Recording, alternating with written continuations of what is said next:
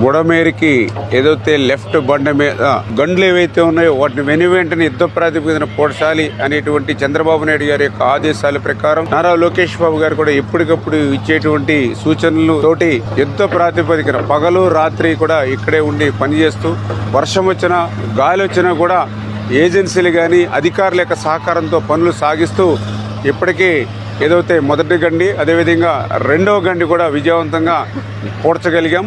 రాత్రి మూడవ గండి పనులు కూడా శరవేగంగా మరి జరుగుతున్నటువంటి పరిస్థితి.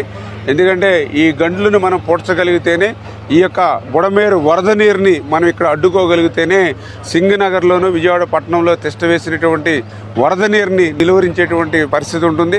చంద్రబాబు నాయుడు గారు కూడా 74 సంవత్సరాల వయస్సులో మరి ఈ రోజుకి 2 గంటలు సైతం కూడా పడుకోకుండా ఆయన ఏ విధంగా అయితే పనిచేస్తున్నారో ఆయన కష్టానికి ఆయన కృషికి ఫలితం ఉండాలంటే ఈ గంటలు ఖచ్చితంగా పూడ్చాలనే ఉద్దేశంతో మరి ఎవరి 1 అవర్కో 3 అవర్స్కో సడన్గా వర్షం రావడం, చేసిన అప్రోచ్ రూట్ అంతా కూడా మళ్ళీ మొదటకొచ్చి పాడైపోవడం.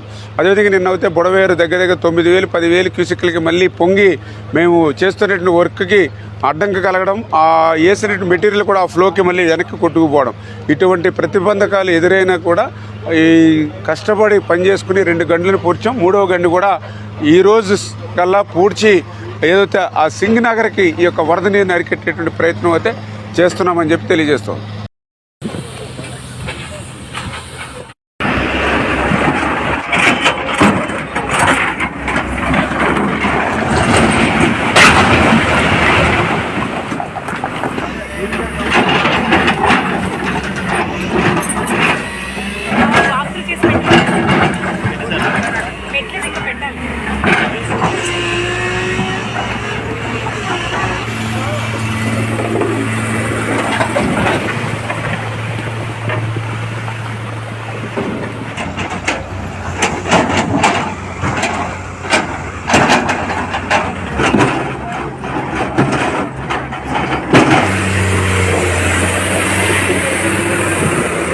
బుడమేరికి ఏదైతే లెఫ్ట్ బండ మీద గండ్లు ఏవైతే ఉన్నాయో వాటిని వెనువెంటనే యుద్ధ ప్రాతిపదికన పోడ్చాలి అనేటువంటి చంద్రబాబు నాయుడు గారి యొక్క ఆదేశాల ప్రకారం నారా లోకేష్ బాబు గారు కూడా ఎప్పటికప్పుడు ఇచ్చేటువంటి సూచనలు తోటి యుద్ధ ప్రాతిపదికన పగలు రాత్రి కూడా ఇక్కడే ఉండి పనిచేస్తూ వర్షం వచ్చినా గాలి వచ్చినా కూడా ఏజెన్సీలు కానీ అధికారుల యొక్క సహకారంతో పనులు సాగిస్తూ ఇప్పటికీ ఏదైతే మొదటి గండి అదేవిధంగా రెండవ గండి కూడా విజయవంతంగా పూడ్చగలిగాం.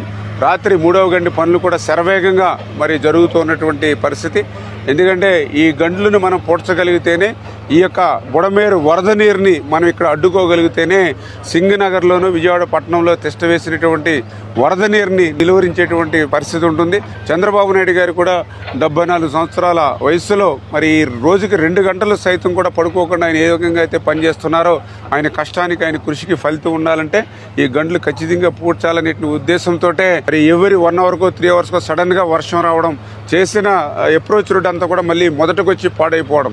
అదేవిధంగా నిన్న అయితే బుడవేరు దగ్గర 9,000 10,000 క్యూసెక్లకి మళ్ళీ పొంగి మేము చేస్తున్నటువంటి వర్క్కి అడ్డంకి కలగడం, ఆ వేసినటువంటి మెటీరియల్ కూడా ఆ ఫ్లోకి మళ్ళీ వెనక్కి కొట్టుకుపోవడం, ఇటువంటి ప్రతిబంధకాలు ఎదురైనా కూడా ఈ కష్టపడి పనిచేసుకుని 2 గంటలను పూడ్చాం. 3వ గండి కూడా ఈరోజు కల్లా పూడ్చి ఏదైతే ఆ సింగనగర్కి ఈ యొక్క వరద నీరుని అరికెట్టేటువంటి ప్రయత్నం అయితే చేస్తున్నామని చెప్పి తెలియజేస్తాం.